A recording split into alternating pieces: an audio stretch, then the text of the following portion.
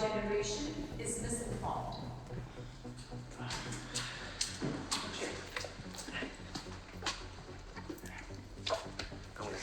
I do feel our generation is heavily misinformed sometimes because of social media.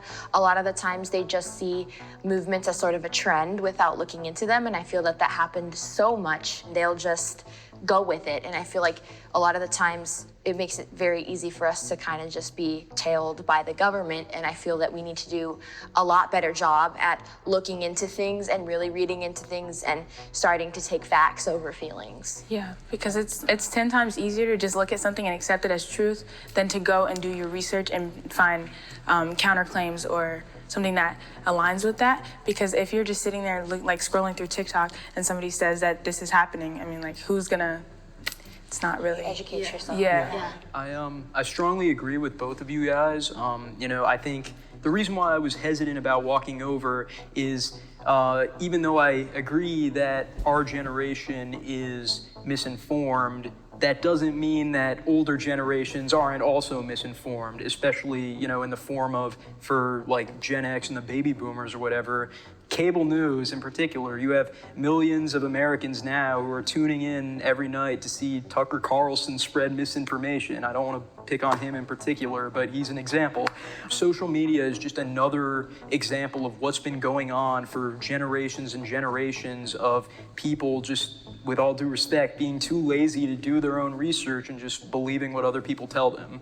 Can I just say, it is very refreshing to see Gen Z like this. I mean, because, we see a lot of these videos where they're crapping on generations, like, especially Gen Z, that they don't know how to add, they don't know basic history. These kids seem very articulate.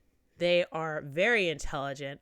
The kid who was talking about Tucker Carlson, I would say, like, he made a very valid point. We use social media as, like, you only see 30 seconds and you're not giving any other context outside of that. So unless you're doing your due diligence to actually research and find information, then you're not going to have the whole truth. So I loved his point where he's like, even the older generations, like, they still have that. It's just in cable news networks. And because they trust the news so much and they see it all the time, they're going to think that it's real. And sometimes things might be omitted. Sometimes they won't put the whole truth in there. If this is how Gen Z is in general, I think we have a bright future. Maybe. I want to touch up on something you said. I think it is true that social media did change the way we receive information, whether that is misinformation or the truth. But that doesn't make us misinformed because of that. Obviously, yes, you have social media, it's so much easier to get information, but I don't think because we have social media, that automatically makes you misinformed. Our homeboy conservative who was going head to head with Cindy. Cindy was the parent I was not really feeling, but they brung him back for another round. Okay, bro, I see you. And he's wearing the same shirt. I think he's wearing the same shirt. My parents influenced my political beliefs. I'd say my parents gave me probably one of the most interesting childhoods out there. I was observant, so I watched my community, and when I saw how things had progressed in my community and then sort of just stopped, especially during the housing recession and crash in 2007 and 8, I had a deep question as to why aren't things getting better. They didn't teach me anything. They let me learn my own way, because if they had taught me something, I wouldn't have had the thirst to know more. So he's talking about the housing crisis. I was like in high school. How old was he to be looking at this kind of stuff with that, like, I mean, shoot, good on you, bro, for being that observant. But what were you, like, 6, 7? Props to a kid who could actually try to look at a situation like that and try to figure out why society is crumbling. But I'm just shocked that he's at such a young age. So I became a conservative in 2018, and I became that based off my research. I was actually a liberal before that, just because everyone else around me was a liberal. I would vote for Trump in the upcoming election over Biden or over anyone else that runs against him. He embraces free market economics just like I do. We need less government spending. We need to cut taxes. We need to cut government spending, and Donald Trump would definitely do that. Are your parents conservative? They are actually, but politics never came up in my family before Trump became president. So they did not influence me to be a conservative. But there were 2 years in between, Trump being inaugurated in 2017, and then if it was like late or mid 2018, about a year and a half of Trump being in office, running headlines, a lot of big things happening. Are you sure none of that and their commentary at the dinner table maybe didn't influence? No, I remember 2016 election, they didn't say a thing about who they wanted. That's hard. That's hard. I know, I'm telling you. It just didn't come up. And obviously this country is way more political now than it was 10 years ago. But I'm telling you, I just became a conservative based off my own research.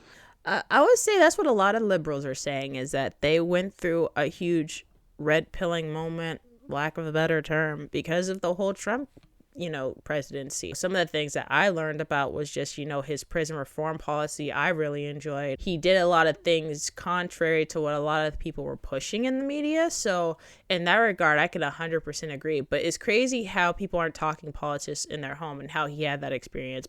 Politics was talked in my home all the time. I'm a conservative. I grew up in a conservative household, and I grew up in a very liberal state. So I will say I had some liberal views, and that does kind of play into some things, but my parents never pushed me into a certain thought process. What they would do is they would ask me questions, and I think that is the best thing, and which is the issue now, is that people don't ask questions anymore, because to ask or question a certain thing means that you're in opposition, which I don't think is true. If the truth is truth, regardless of the questions that you throw at it, it's going to still remain true regardless. In order for us to even move forward and to progress as a country, we have to ask questions, but unfortunately that is something that is demonized these days. Hopefully it turns around, but I think that things are just going to get more polarizing. Moderates are the solution. Pretty straightforward. This country functions best when people from all different walks of life, all different political ideologies are able to come together for a greater cause. I believe that the two-party system is a trap. I believe that political parties as a concept are antithetical to democracy. Yeah, I completely agree with you. And I also just want to add that I think both parties are a lot more radical than they used to be. And I think moderates are helping bridge that gap in between and kind of showing that, you can agree with both parties, which can help, especially in Senate and House of Representatives, to come up with better policies and to come up with better laws that help our people instead of, the bickering that we see among our politicians right now.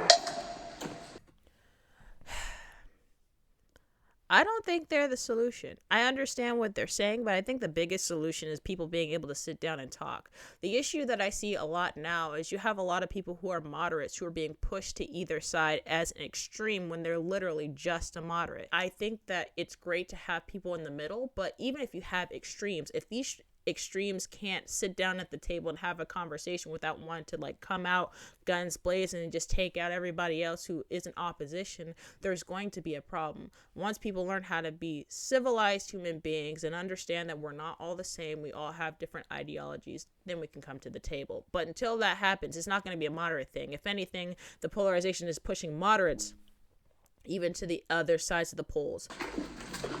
I just think the problem in America is that we don't have enough political parties. We only have two. That's the problem. It makes us so divided that we have to pick between the left or the right. Yeah, also I hate this notion that it's always what's in the middle that's right. I think really we should be looking at whether it's right or not necessarily based upon the fact whether it's right or whether it's left or whether it's in the middle. It should be based upon the arguments. It should be based upon the rationalization. I love your take on that, but nothing can really ever be right, because what's right to one person is not going to be right to the next. I mean, you can look ideologically at both, and I can say, well, this is this and this is this, but who's to say which is correct? Which is why the problem of parties, I think, can't really be solved by breaking the binary. It's something that is ingrained into us as humans, to be team members, to be competitive. Competition is what we are, even when it comes to representing ourselves, leading ourselves, and attempting to better ourselves. So having more teams isn't going to fix that. I think having multiple parties will definitely change some things. Unfortunately, you have politicians that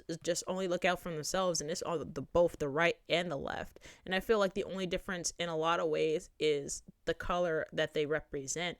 A lot of them have big businesses in their pocket, big pharma. I think to have multiple parties, would that stop? Not necessarily, but I think that where some people might be willing to concede in other places, other people won't be.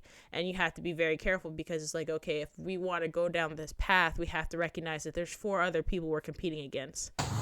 Neither Trump nor Biden were good presidents. I don't like Trump because of a lot of the racist things that he has said. And if you're out making jokes about, oh, I'm going to build a wall, and even if it was serious, that's not something to joke about, and it seems like it's very targeted towards one specific group. Joe Biden has a much stricter racist history than Donald Trump ever has, and in my opinion, ever will have. During the 2019 presidential cycle, Joe Biden said, if you even think about voting for anybody other than me, you ain't black. And when I learned about the atrocities that the Democrat Party had done, not just to the world and to America, but to my race specifically, it told me something that I could never, in my opinion, be a Democrat, and it would take a lot to even vote for one.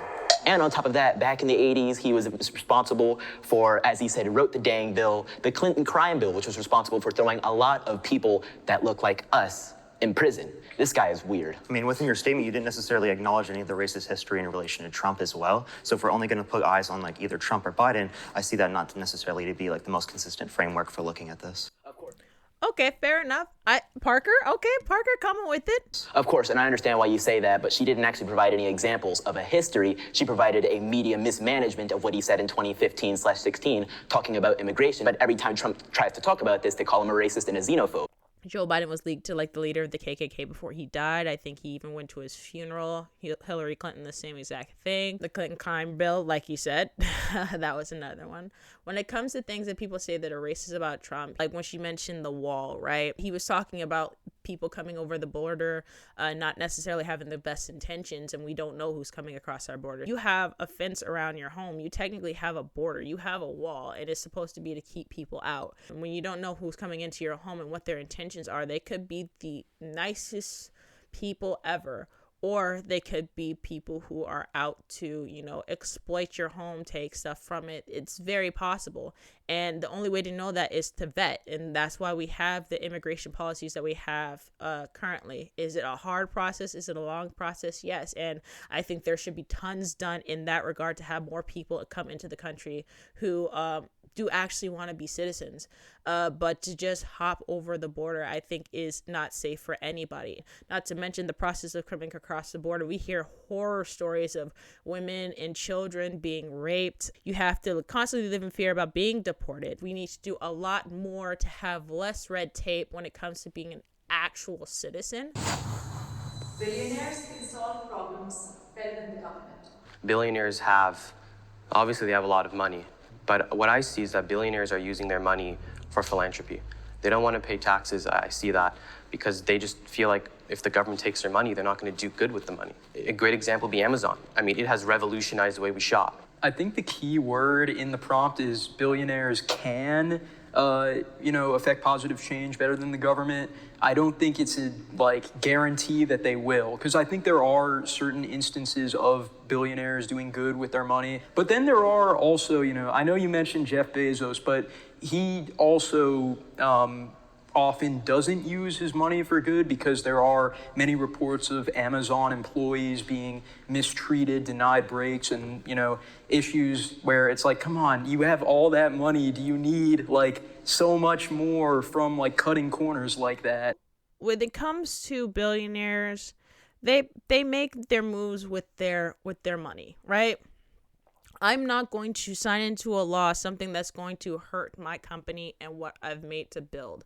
So in that regard, I can't see, that's why I think Trump was so successful, is because he worked with the American system as if it was a business. We have people here in America who are suffering, but then we're paying millions of dollars to this other country. As much as we want to help everybody, that's not our job. We have to put America first, right? Billionaires speak with their pockets, that they're not going to put into a law something that's going to hurt them. It's going to be put into laws things that'll help them. So I think in that regard, I think they could help a lot of things, but I think at a certain point, it'll turn into corruptness. They'll start looking out for themselves a lot more. I think even when it comes to politicians, to a certain extent, billionaires have a lot of pull because they're the people who in some regards, are putting money into these government officials' pockets. I'm hopeful about my future in this country. As a black woman, I just feel like being anywhere in the world, it's not just America. There will always be somebody who does not like a person of color, and there will always be someone who wants to assault a woman. We are making progress, but in the same way, we can always go backwards. In Detroit, I just was not happy. Being around white kids at school, I think they are taught to believe that black people are maybe lower than them. And even if it's not taught, it's something ingrained just in society. As someone who is not, quite as dark as you, but lives kind of a similar lifestyle, I'm trying to say is that I understand, I really do. It's still a thing that can be stronger than ever, especially with the benefit of social media. I think it's something that we need to grow past if we're going to make the world better for our children. But I think we're also right here, which is a very diverse group in and of itself, but I think we're gonna be one of the least racist generations ever, which kind of goes without saying. And I think this will be the century that is just completely eradicated, at least systemically. I think this will be the least racist generation. I think racism has gone down significantly. The issue with a lot of what I see with Gen Zers is which it's a great thing, but sometimes it's misguided. I see in a lot of younger generations that they want to be inclusive, they want to be empathetic, right? But sometimes they're inclusive and empathetic to a fault. If you are not on the same exact mindset as I am, then you're against me. How did y'all like the video? Did you think that the guests made a lot of valid points? Let me know what you guys thought in the comment section below. If you liked the video, go ahead and like it and subscribe for the next one, so you already know you can get that one as soon as it drops. All right, as always, KennFolk, I love y'all, and I will see you in the next one. Peace.